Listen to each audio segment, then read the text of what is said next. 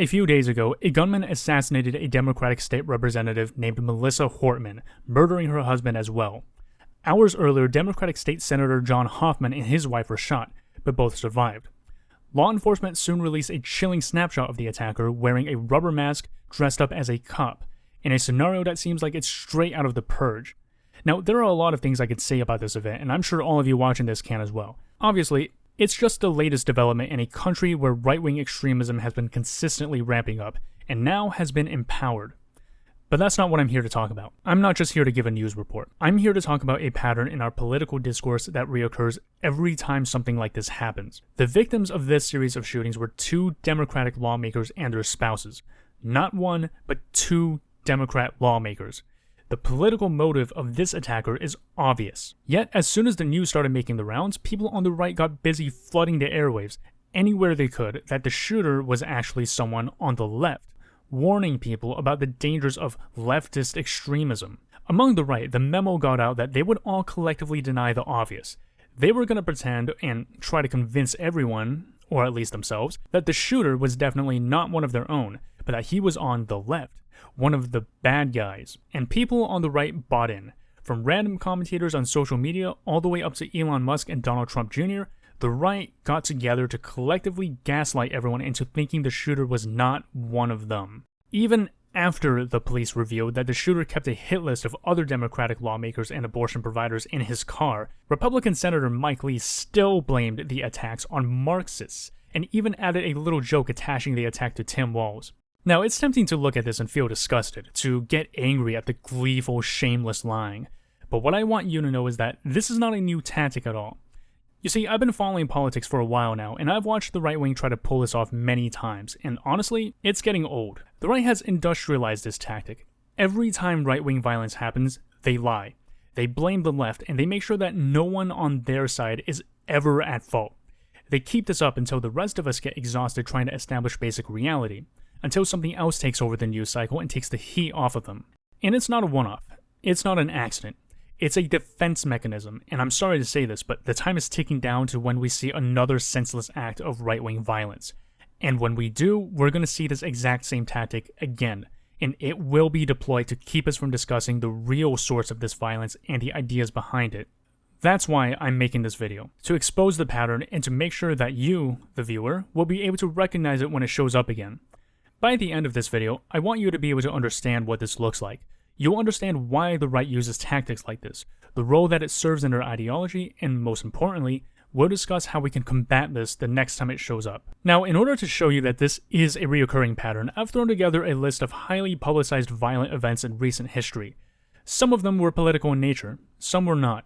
In all cases, the right wing responded to them by accusing the perpetrators of being on the left. Here's what that looks like.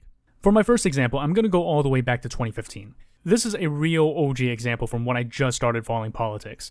In 2015, an extremist anti-abortion Christian man attacked a Planned Parenthood location in Colorado Springs. The shooter killed 3 people, including 1 police officer, and 9 other people were shot but survived. People who knew the shooter described him as being obsessed about his religious views and his opposition to abortion. Court documents going all the way back to 1993 had testimony from his ex-wife describing him as claiming to be extremely Christian, and believing that he's allowed to do whatever he wants as long as he's saved by God in the end. Now, the reason why I remember this event so distinctly is because it really opened up my eyes to how shameless certain people were in lying. The shooter's motivations were obvious, given the target, but that didn't stop people on the right, and in particular, Republican Texas Senator Ted Cruz from claiming that the shooter was actually, in fact, a transgender leftist activist. Clearly, this was a lie that was as convenient for the liar as it was obvious. Perhaps there are earlier examples of this kind of lie, but it is the earliest one that I personally remember, and it is only the first of a type of lie I was going to see again and again. The next time I saw this happening was in the 2017 mass shooting in Las Vegas. This was one of the worst mass shootings in United States history, and I actually have some connection to this one, as a family member was supposed to be in Vegas that night for a business meeting. As it turned out, they were nowhere near the shooting when it happened, but it was still scary, and I can only imagine the pain of people who knew or lost loved ones who were there.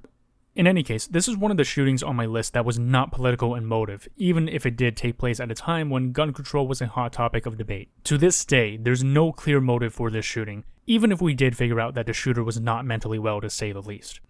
However, that didn't stop the right wing from going out and spreading the lie that the shooter was either a part of Antifa, ISIS, or both. Keep in mind, at this time in political discourse, both immigration from Muslim countries and Antifa were central themes in right-wing rhetoric.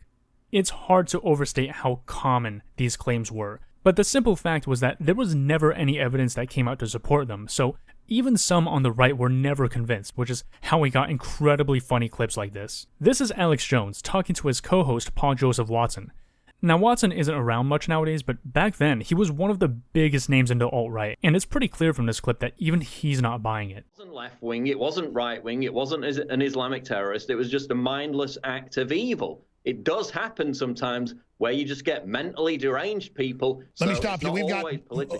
We've got breaking news here, Paul Watson. And no cameras, please, guys. No cameras. This is from a law enforcement source. And the information is, the news is lying. FBI HRT did the hit on the guy, and they found Antifa information in the room and photos of the woman in the Middle East. So he did not kill himself. The FBI hostage rescue team killed him because he was firing on them, and it was Antifa crap everywhere. And other things I'm not supposed to mention. That is directly from the hostage rescue team, by the way, Paul. And I'm going to delete this information now. Keep going. Well, obviously, that's huge. That's huge if it turns out to be true. Yeah, hey, Paul, this is from high-level CIA, right here. Let's do directly from, and this is from the hostage rescue team. You know I don't make sources up. Go ahead. No, all I'm saying is that I'm going on the information I have, and I don't know. No, absolutely. I'm just saying this is big breaking news. This is huge. In fact, you go ahead and take over the next 4 minutes. You host. I'm going to run in here and get with the writers. Go. My next example is not actually a shooting, but a plot to kidnap Gretchen Whitmer, the governor of Michigan, in 2020. The 13 men involved, when they were caught and arrested, were in the middle of carrying out a plot to kidnap the governor, and even possibly kill her, in retaliation for her COVID-19 lockdown policies. Now, pretty much all of the perpetrators were deep into right-wing ideology. Social media posts show engagement with right-wing conspiracy theories, QAnon, anti-vaccine, and pro-Trump sentiments, as well as the fact that many of them were members of right-wing militias. However, 1 out of the 13 men mentioned attending a Black Lives Matter protest, so that was enough for the right to label the whole thing a leftist Antifa false flag. Next is January 6th. This one should need no explanation. What's important here is that the right didn't seem to know what their narrative on this would be. Of course, today they seem to have settled on agreeing that it was a heroic and righteous act, but at the time they quickly shifted between justifying it, saying that it wasn't really that bad, to saying that it was actually instigated by, you guessed it, Antifa. I heard right-wingers both saying this online and in real life. This was a thing they believed, or at least pretended to believe. My next example is the attack on Paul Pelosi, Nancy Pelosi's husband, in 2022, when an attacker invaded their home and attacked Paul Pelosi with a hammer. Nancy was not home at the time of the attack, but she was in fact the attacker's main target. Now, this example is obviously politically driven, with the perpetrator having a public record of embracing many right-wing ideas and beliefs. So the right wing, and I'm talking about the mainstream right wing across the board, got together to say everything from calling it a false flag attack and spreading the idea that the whole thing was actually a fight between gay lovers. Now, this lie does double duty, as it mocks Nancy Pelosi by saying her 80-year-old husband had an affair with another man, and it blames LGBT folk for the violence. Charlie Kirk, who is a mainstream and well-regarded figure on the right, made a public call on his own show for someone in his audience to bail out the attacker from jail. Why is the Republican Party, why is the conservative movement to blame for gay schizophrenic nudists that are hemp jewelry makers breaking into somebody's home, or maybe not breaking into somebody's home? Why are we to blame for that exactly? And why is he still in jail? Why has he not been bailed out? By the way, if some amazing patriot out there in San Francisco or the Bay Area wants to really be a midterm hero, someone should go and bail this guy out. I bet his bail's like $30,000 or $40,000. Bail him out and then go ask him some questions. My next example is the 2022 shooting in Buffalo, New York. Now, this one is very political. All of the 10 people murdered here were black, and the shooter was a far-right white supremacist who published a manifesto parodying textbook alt-right claims and ideas, including the idea of the Great Replacement and white genocide, which figures like Tucker Carlson had made a central theme on their shows at the time. Again, this did not stop some on the right from trying to muddy the waters by saying that he was on the left. Next is the 2018 Parkland school shooting.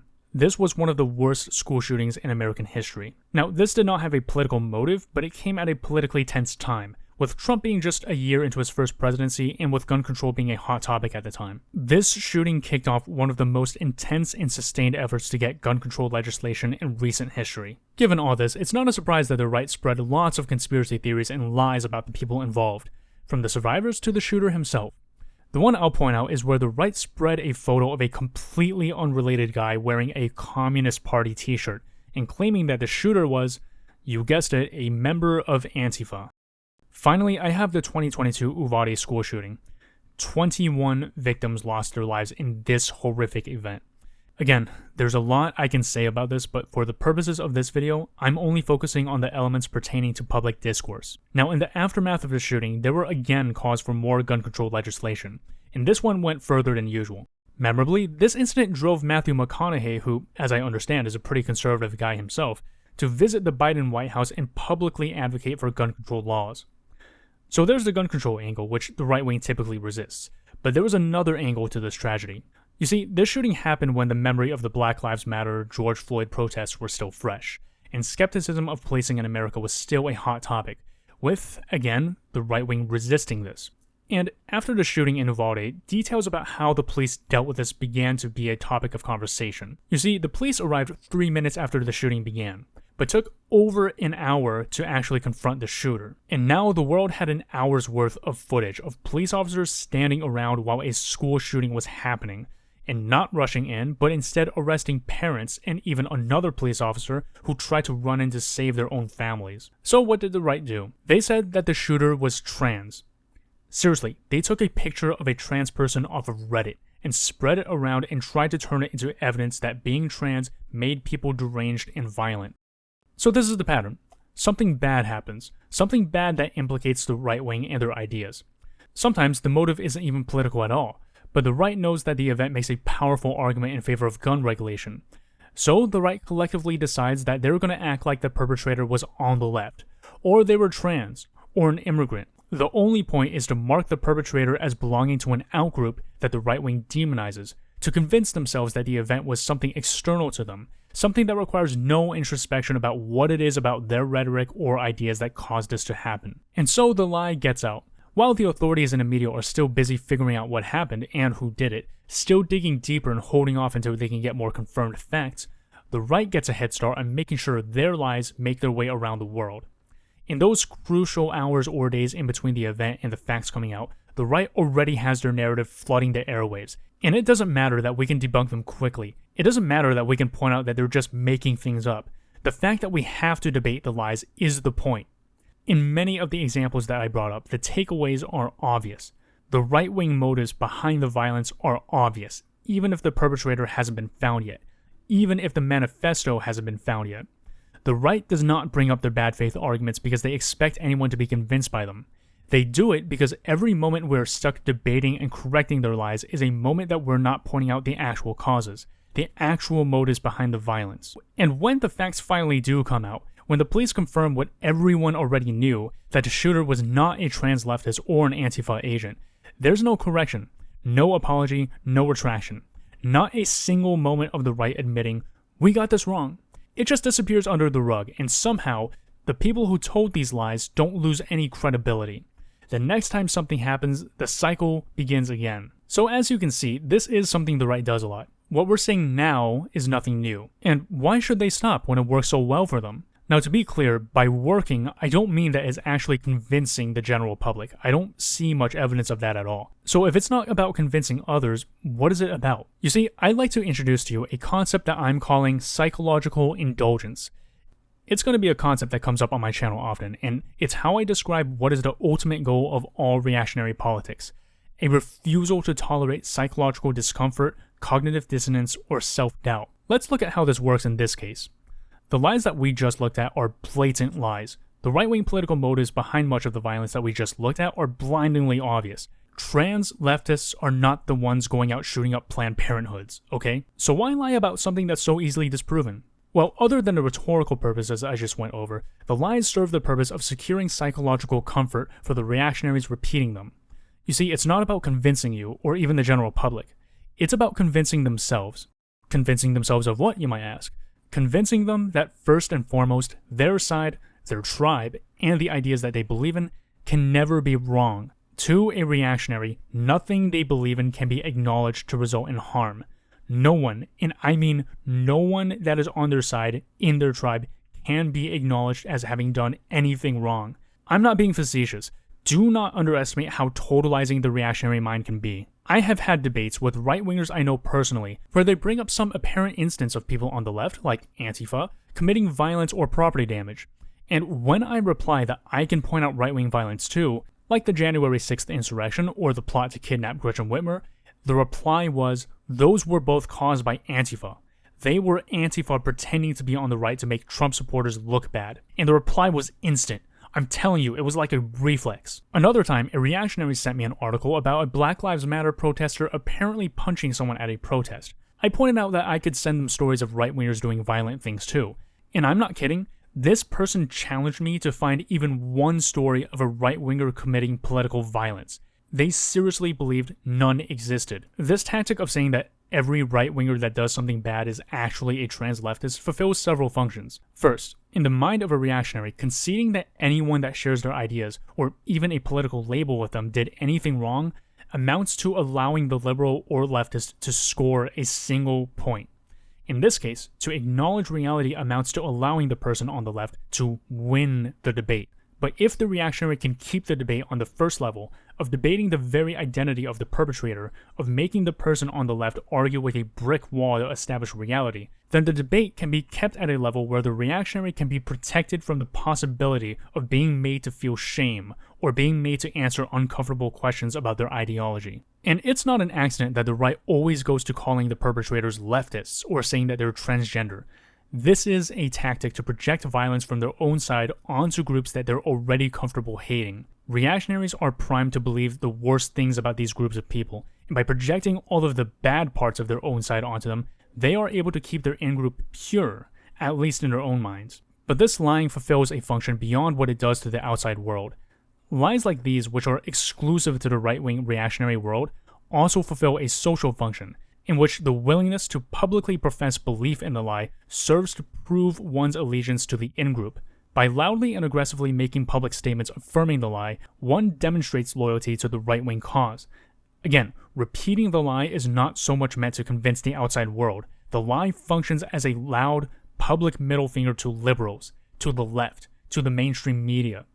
It's a display that says that they will not be swayed by the shill liberal establishment's moralizing. And the pure speed at which they rush to repeat the lie signals to other reactionaries of how in touch they are with the wider movement. And this is why so many of the comments and posts that you see that repeat these lies have this gleeful quality to them.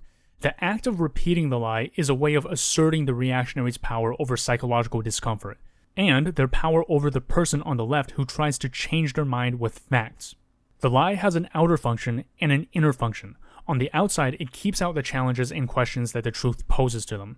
It protects their psychological comfort and their sense of being right and justified in their beliefs. In facing inward towards people on their own side, the lie functions to signal their loyalty to the in-group, to prove the lengths that they will go to stick it to the enemy. So yes, the lying is obvious, and it is pathetic, but we can't just ignore it. Even if it is the case that these lies aren't catching up with the general public, we need to combat them everywhere we see them. The lies are self-soothing, and they are meant for other reactionaries to see. But that doesn't mean that the people repeating the lies also don't mean to damage public discourse. The lies might not actively convince the public that all these shootings are actually caused by trans leftists, but that doesn't mean that they're not successfully confusing public discourse and preventing the left side of arguments from catching on. Because the truth is that many of these shootings are in fact caused by right-wingers, and this fact makes it very easy, some would say obvious, to take a look at these ideas and the people espousing the ideas after something like this happens. The reactionary liar doesn't have to convince everyone. They only have to keep the left so busy responding to them that they never get a chance to make their own narratives catch on.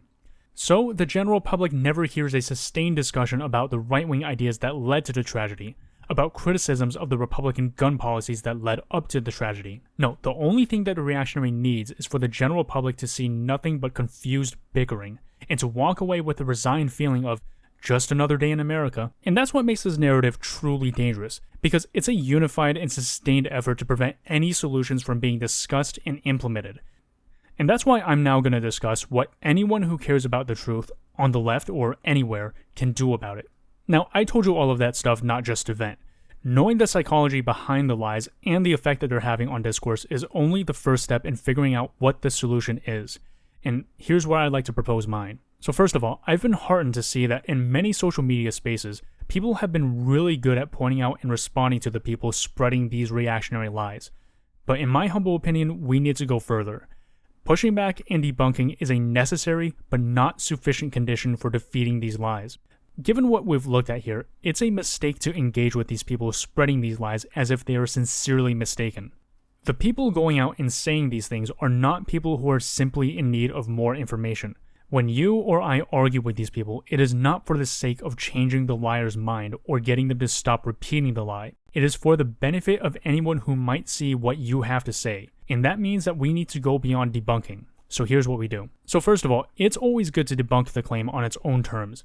Point out that the lie is unsubstantiated or, even better, positively disproven. But like I said, this is necessary and not sufficient.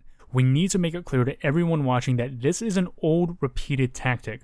For the general public that isn't plugged into politics, we want them to walk away with the context that this is an old, sad trick, and it is one that they are going to see again. So how I would handle this is that I would follow up by directly calling out the tactic for what it is. Say direct that the right wing does this every time a tragedy occurs, especially when it was clearly caused by someone on the right. Then copy and paste a list of all the other times in recent history that the right tried this, only to pretend like nothing happened when they were proven wrong. Then I think it's a good idea to follow up with a little bit of mockery. Point out the fact that the liar is unoriginal or is hiding from something, because both those things are true. Yeah, it's not by the book debate, but this is the world we're living in now. Just look at this video. The fact that I had to make this video proves that FAIR has left the building, and it's not our fault. You don't need every non-political observer to memorize the full list. You just want there to be a widespread recognition. This is what the right does. It should become a duh, the sky is blue kind of thing. Make it known far and wide so the next time it happens, more people recognize it and more people won't fall for it. Okay, so there are some thoughts I want to add on before signing off. These lies, these denials of reality, they're a part of our political discourse now. In my opinion, they got a false start in 2016 to 2017 with the original rise of Trumpism and the alt-right. But it truly found its footing during COVID, and now under Trump's second presidency. It's here and it's everywhere, and it's going to be here for a while. But if there's anything that you take away from my channel, it's that resignation and hopelessness are not an option. It is possible to fight back, and I want us all to do it together. I'm making this video because what's at stake isn't merely the facts of any one single event. It's about protecting the possibility of having a shared reality. And things are bad right now. The right wing has very successfully taken over the airwaves and the algorithm. I'm trying to do my part to fix this with my own channel and platform, but the truth is that this is something we can and must fix together. Even if you're not a content creator, but are just someone who keeps up with politics or watches content creators like myself, I think you have an important role to play going forward, and a lot of the commentary and solutions that I will share going forward will be made with this in mind. With the vision of a revitalized and strong ecosystem of left-leaning content creators and engaged, happy, and mutually supportive audiences working to fight for the truth and against authoritarianism. And this video is just one early step in that direction. If you liked this video and found it helpful, I'd really appreciate a like and subscribe. If you really like my work and would like to help me do it full time, I've linked my Patreon in the description. I'm currently coming up with new perks and bonuses for patrons, possibly including monthly hangouts, so feel free to check it out. Thank you so much for watching, and I'll see you soon.